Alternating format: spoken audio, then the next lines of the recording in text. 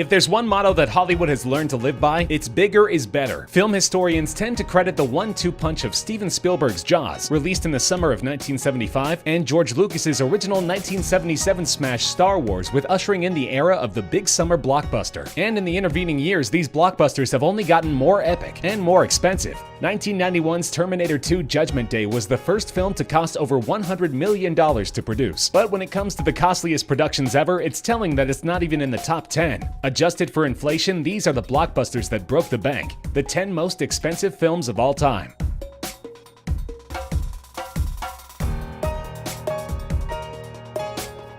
When WATERWORLD hit screens in July of 1995, its unfortunate reputation preceded it. Details of the film's production had been constantly leaking to the press during its shoot near the Hawaiian Islands, and they were not encouraging. The film's already exorbitant budget of $100 million had ballooned out of control, and various mishaps specific to a large-scale production shot entirely at sea had befallen both cast and crew. Star and producer Kevin Costner was nearly killed performing a stunt in which he was furiously blasted with seawater while suspended 40 feet in the air. And actresses Jean Triplehorn and Tina Maharino had almost plummeted to the ocean's depths when a boat they were on simply decided to fall apart. Even experienced stuntman Laird Hamilton became lost at sea while commuting to work on his jet ski, having to be rescued by helicopter. But the troubled shoot was only the beginning of the film's problems. Audiences found the finished product to be a confounding and confusing mess, and critics were lukewarm as well. The great Roger Ebert declared it one of those marginal pictures you're not unhappy to have seen but can't quite recommend. Not exactly high praise for the most ambitious and expensive film production to date.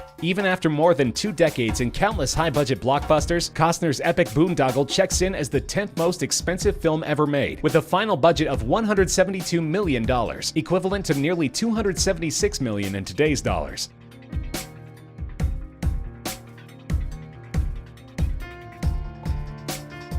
Attempts to adapt Edgar Rice Burroughs' classic Barsoom series of pulp novels failed to get off the ground for years, beginning with a proposed animated version in the early 1930s, which would have been presided over by Warner Brothers legend Bob Clampett, that failed to materialize. During the 80s, the film's rights fell to Walt Disney Studios, but a planned adaptation to be directed by Die Hard helmer John McTiernan fell apart, as the production team realized that special effects technology hadn't yet come far enough to faithfully render Burroughs' vision of his Martian society. But the House of Mouse never gave up on the idea, and finally in 2012, audiences were given John Carter, based on the first novel in Burroughs' series and starring Taylor Kitsch as the titular intergalactic hero. Unfortunately, the film fell spectacularly flat with moviegoers and critics alike. Director Andrew Stanton, who had helmed the visually amazing and thematically rich animated features Finding Nemo and WALL-E for Disney and Pixar, was criticized for failing to deliver memorable characters and action sequences, and for creating an alien world that felt thin and underdeveloped. With its eye-popping budget of $263 million, about $281 million in today's money, the 9th most expensive film of all time underperformed severely enough at the box office to amount to a nearly $200 million loss for Disney. Plans for sequels were unceremoniously scrapped, and Disney even allowed the film rights to revert back to Burroughs' estate.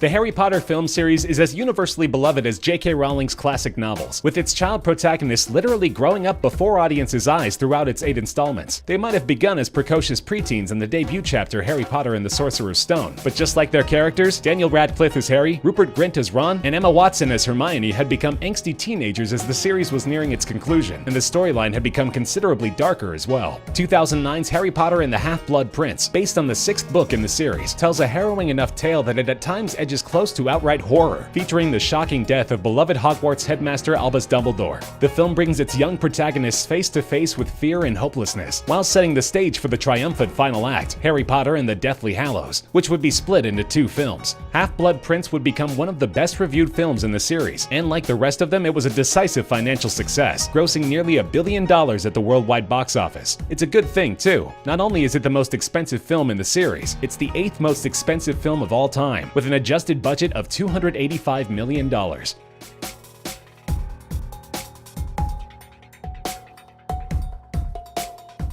While it's not the highest-ranking film based on a Marvel property to grace our list, 2015's Avengers Age of Ultron, the sequel to Joss Whedon's epic 2012 crossover smash The Avengers, is the only film in the top 10 to be produced by Marvel Studios, whose cinematic universe has captured the imaginations of audiences worldwide on the way to becoming the single highest-grossing film franchise of all time. Age of Ultron finds heroes Iron Man, Captain America, the Hulk, Thor, Black Widow, and Hawkeye operating as an established team, taking down a secret Hydra base in the film's propulsive opening sequence while hardly breaking a sweat. Of course, no matter how expensive, Marvel Studios films are the exact opposite of risky propositions. Bar none, every one of them has opened #1 at the box office, and no fewer than 3 have broken $1 billion worldwide, the most recent being this year's phenomenal Black Panther. But after the record-breaking success of The Avengers, Marvel knew that they had to go big when it came time to serve up a sequel, and that they certainly did. Age of Ultron sports the largest budget of any single MCU film so far. Adjusted for inflation, the team's showdown with the sinister artificial intelligence of Ultron cost nearly $290 million to bring to the screen.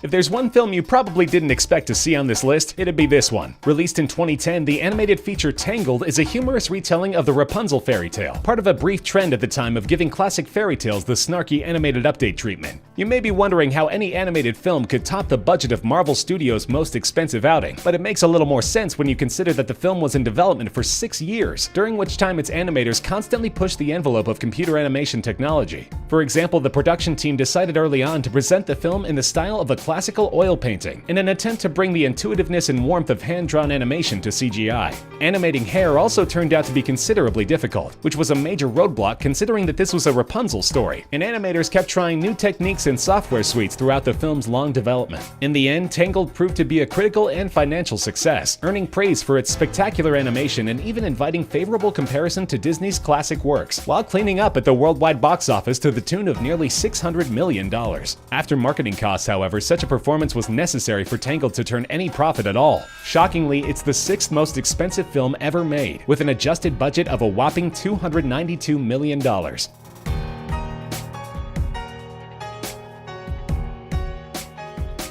Warner Bros. DC Extended Universe was introduced with 2013's Man of Steel, and was intended to serve as longtime Marvel rival DC's answer to Marvel Studios' cinematic universe. Unfortunately, it hasn't quite worked out that way. DC's films have largely struggled to find their footing narratively, and endured harsh assessments from critics, with the notable exception of 2017's Wonder Woman. But they have enjoyed financial success up to a point, that point being the most recent entry, Justice League. Observers might have expected the first live-action on-screen team-up of DC's flagship superhero team, featuring the likes of Batman, Wonder Woman, The Flash, and Aquaman, to have no trouble shattering the $1 billion mark worldwide, but it didn't even come close. Critics pointed to a disjointed story, tonal and pacing problems, and other fundamental issues with the film's writing that not even a last-minute course correction by Avengers director Joss Whedon, who stepped in when Helmer Zack Snyder had to depart due to a family tragedy, could solve. Justice League struggled to a mere $657 million worldwide gross, on a lavish budget of $300 million, which, with marketing and other costs considered, makes it the highest-grossing flop of all time. All told, it's speculated by industry insiders that Warner Bros. Lost up to $100 million on the movie, and its lukewarm reception has prompted a serious internal reappraisal of the entire series' creative direction.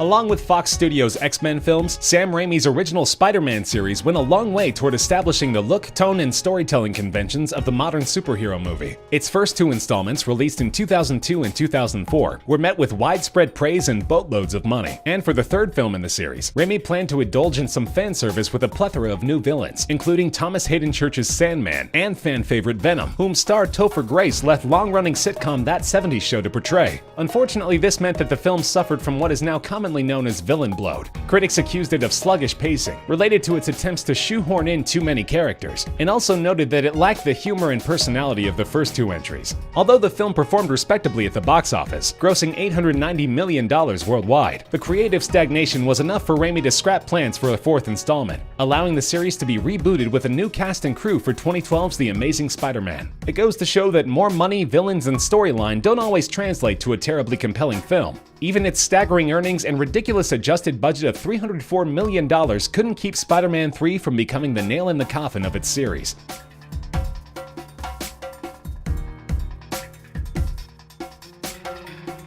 For a dozen years after its 1997 release, James Cameron's historical epic Titanic reigned as the all-time highest-grossing film. It was the first movie to surpass $1 billion at the box office, eventually ending up with a worldwide haul of $2.18 billion. It won 11 Oscars, made a household name out of Leonardo DiCaprio, and prompted Cameron to famously proclaim himself king of the world. But the iconic film was a major headache to bring to the screen, as Cameron had apparently failed to learn the lessons of WATERWORLD's maritime shoot just a couple years earlier. The 138-day filming schedule ballooned to 160, as various cast and crew were stricken with illnesses and infection from all of the time spent in ice-cold water. In a bizarre turn of events, Cameron and several others were poisoned by an irate crew member who spiked their food with the hardcore drug PCP, causing further delays. 20th Century Fox executives began to panic as production costs soared near the unprecedented $200 million mark, and the film's runtime threatened to exceed 3 hours, which would lead to fewer screenings. Through it all, Cameron angrily refused any and all suggestions to trim expenses or scenes, and in the end, the 195-minute film ended up costing well more than $1 million per minute of screen time.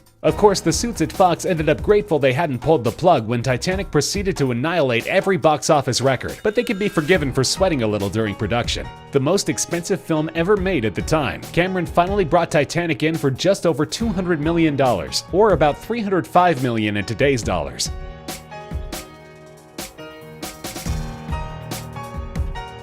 When Pirates of the Caribbean: Curse of the Black Pearl was released in 2003, filmgoers were understandably a bit skeptical about a big-budget pirate adventure, which had historically not done well in modern Hollywood, based on a theme park attraction, Disneyland's iconic Pirates of the Caribbean ride. But director Gore Verbinski, whose success with 2002's The Ring had made him a hot property, delivered an entertaining ride, and Johnny Depp's portrayal of the wisecracking Captain Jack Sparrow made audiences fall in love with the character overnight. The film was a surprise box office smash, meaning that sequels were in short order, with the next two installments, Dead Man's Chest and At World's End, being shot back-to-back. The two films were given separate budgets, and although the $225 million set aside for Dead Man's Chest was nothing to sneeze at World's End became the most expensive film of all time upon its release in 2007. Its $300 million budget would translate to an astonishing $354 million in today's dollars, but its reign would only last 4 years, and it would be unseated by its sequel.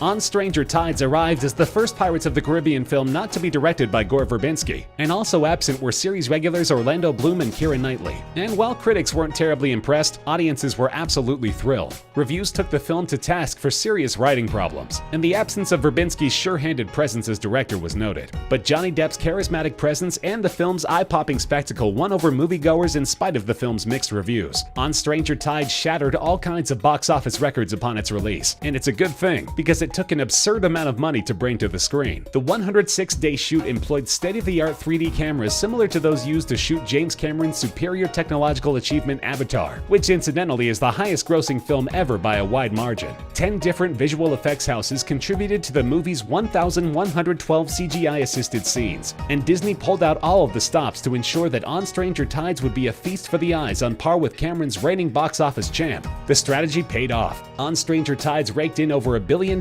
at the worldwide box office, and is currently the 25th highest grossing film of all time. But it's also by far the most expensive. Adjusted for today's dollars, it cost an unbelievable $412 million to bring to the screen.